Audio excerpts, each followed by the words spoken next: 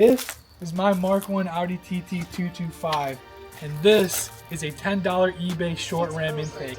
This is pretty much what most people that own this car run. This is like your basic solution because most people want to hear more turbo noise, and this delivers it. The only problem with that is the 1.8T engine is known to run hot. I'll be comparing your run-of-the-mill short ram intake to the Sprogley STX enclosed intake. This is a custom enclosed intake solution that mounts up to your fender that will, be a true cold air intake.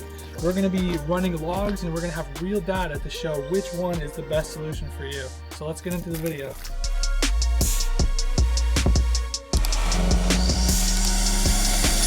What is up, guys? We just got back from a trip, just got off the plane, and I've got this package here from Sprogley. Super excited to unbox this. Now this came from England, so I've been waiting on this for a minute. Oh, let's go, we got a sticker. We'll have to add that to the sticker BAM water bottle. So this is from Sprogley Motorsports, UK-based company. Make a mess getting this thing out. Let me clean up a little bit. And yeah, man, so this is our product right here. Get this opened up. Yeah. So this is the SprogTech STX BAM enclosed intake. This is for BAM or any Mark 1 TT 225. There's the logo of the STX. And this basically is an enclosed air intake filter. This, mounts up to the factory duct on the fender. Your MAF bolts up right into here. And this is an enclosed intake. So this is a true cold air intake solution for the Mark 1 Audi TT 225. I'm super excited to see if this cools down the intake temps, how it sounds being an enclosed intake. So as you can see, there is a foam filter in there, a nice grill thing in there with, the foam intake around it. So here is the old intake versus the new. This right here is pretty much what everybody I know runs. This is just, a basic cone filter. This breathes pretty good, makes a ton of noise, but the problem is it's pretty much a hot air intake. A solution like this mounted right up to the fender, it's constantly pulling in that cold air from outside as opposed to hot air from already inside the engine bay. So this is your run-of-the-mill modified Mark 1 Audi TT engine bay. Most people remove their stock airbox for a short ram intake like this. The advantage that this gives you is all the turbo noise in the world. The issue is the 1.8T turbocharged engine is known to run very hot, and this essentially becomes a hot air intake after the heat has begun to soak. By putting in this Sprogley enclosed intake that mounts right up to the fender, ideally we're going to be pulling cold air the whole time. First and foremost, the reason why you put the short ram intake on is because you want some turbo noise. So I think an important thing to do is to get a sound comparison between the short ram intake and the Sprogley one. So we're going to do some revs at idle just so you guys can get a good feel for what it sounds like.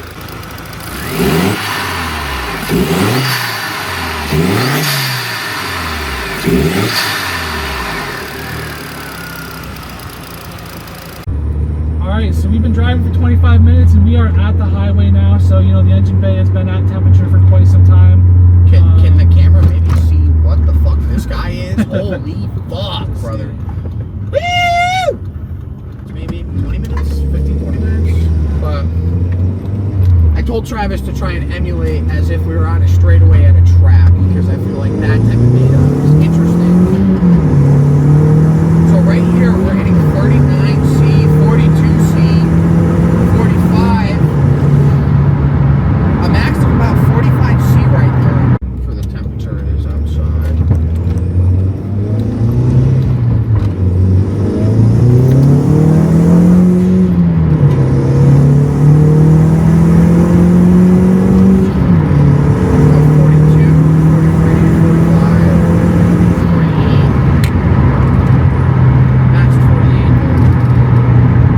We're back in the driveway, and time to mount this MAF to the Sprogley intake. So I don't have these stock screws for my intake. I'm not even sure if these use the stock screws. Basically, I went to my local hardware store and I got these self tappers that were slightly bigger. This unit is just 3D printed, so you know we're comfortable just quickly tapping in a little bit of an oversized screw. It'll make a perfect seal, and that's a perfect seal right there, just like that. So I would recommend just like 3/4 hand tight. That's about what I did. But that's yeah, nothing crazy. That's solid on there. and that's going nowhere. Put that boy in here. All right, yeah, we're getting the MAF into the tip, the turbo intake pipe. So I mean, this goes to this thread here, and there's other thread right here. Kind of hard to see, but you could also maybe kind of see here. This hole.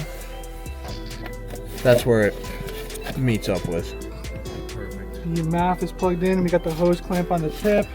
Hose clamp is actually firm for once because of a 5/16 nut driver. And the Sprogley enclosed intake is mounted up to the fender. Man, I must say it looks pretty good actually. Yeah. I'm a fan. I'm a fan. All right. Yeah.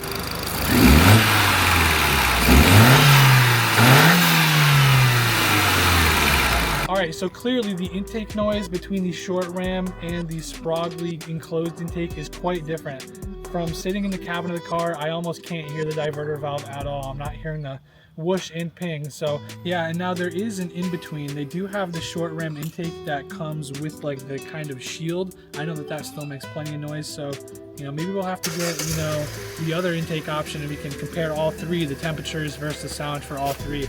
And maybe we'll have to do that in the spring or the summertime here. As the temperatures rise, we'll get all three intake options side by side in a fair comparison of sound and temperature. But yeah, I guess the only thing to do is wait till tomorrow and go get some logs. The intake, it muffles it quite a bit, but it's more refined, it's more modest. It only really begins to make noise when you're actually making some boost, maybe at half as loud. What would you say, Riley? Yeah, I'd say that's pretty accurate.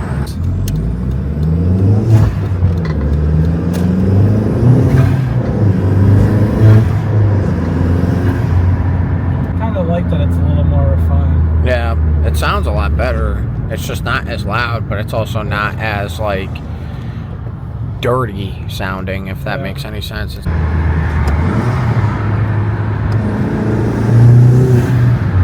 sounds pretty good. It's definitely not as loud, but man, I like it, to be honest. I think it's more me.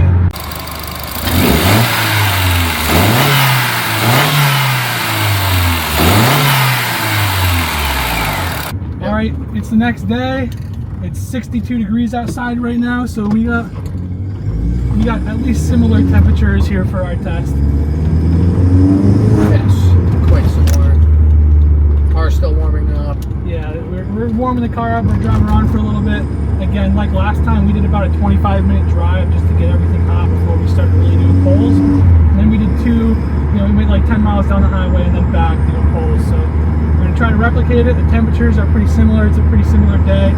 Logs are going before we start. We're about 26 idle, like standing still, 24. 36, 39, 40. Oh. It's just here because the fucking bushings are shut.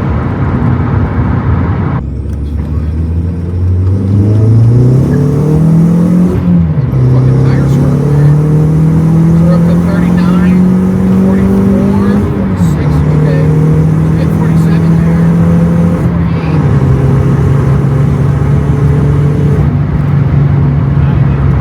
So right there, that pull up to 90, it's about 47.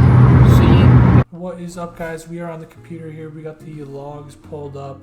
As you can see, we just got a couple things here. We got two different values for our intake temperatures and the selected gear, as well as the vehicle speed. Keep in mind my wheel speed sensors are bad, so this may be inaccurate. But yeah, I got this is pole 3 from the Ram and pole 3 from the Sprogley. I chose these two because they were like, the same pole. I tried to replicate it. And then also because these were the highest temps recorded for each intake. So this is highway pull 3 with the short ram. We're in second gear, first gear, we come to a stop, bang, second gear. All right, so this is pretty much the start of our pull here.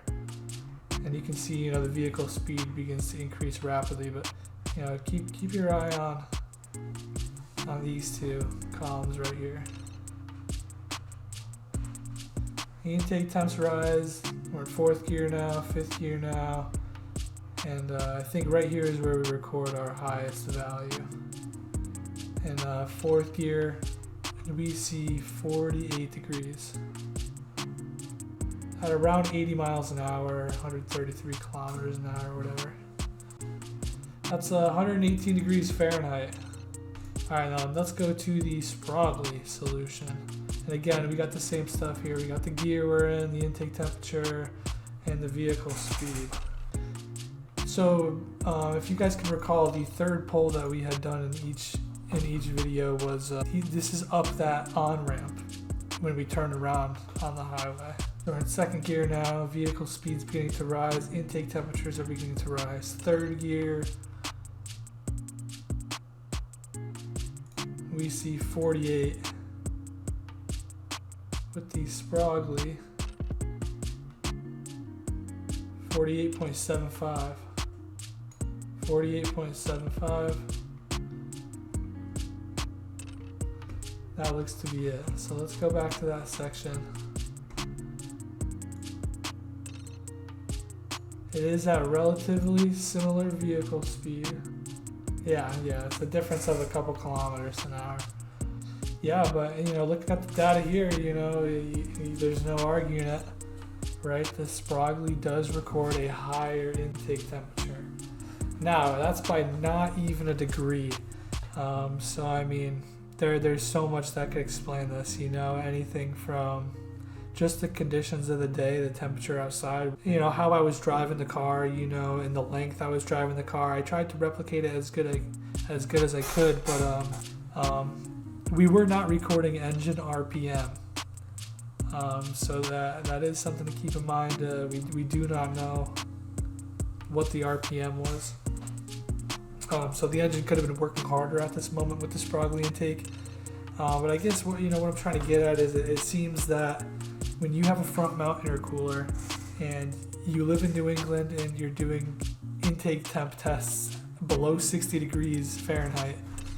Yeah, so for you guys, over across the pond, 15C, it's cold, it's fall, and we're in, Northeast USA. So I think, two things.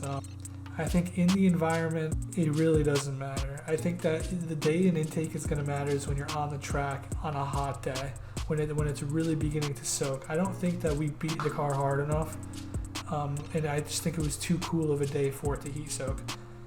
So I think, maybe doing this on a hotter day in the summer may be a smart idea, and we may really actually see some difference. I also think something to keep in mind is that I do have a front mount intercooler.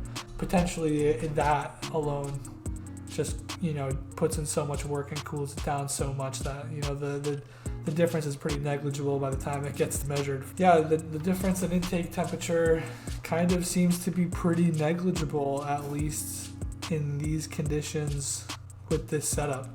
But we will be testing this again on a hot day on the track. If that's something you're interested in, hit that subscribe button so you don't miss it.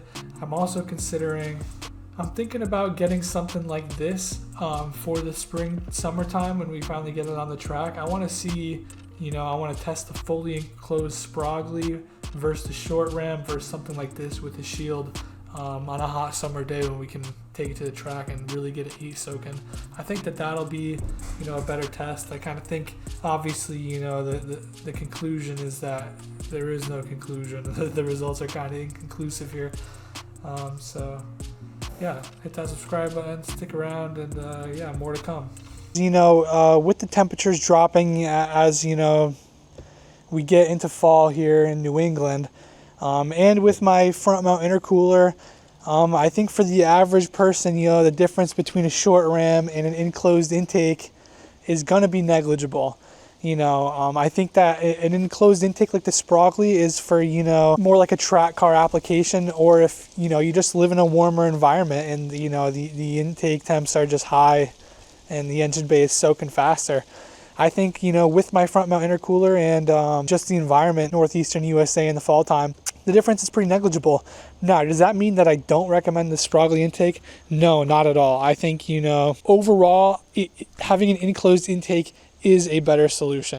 This is a sports car and I like to drive it hard. So, for the times that it does begin to soak and when I'm really out there driving it for a long time, that's when an intake like that's going to matter. And for when I finally get this car on the track, those are the moments where it's going to matter. So for somebody like me, I do recommend the Sprogley intake. And on that note, I personally like the sound more. I like that it's half as loud as the short ram. I think it's, more me. I think it's a little more refined.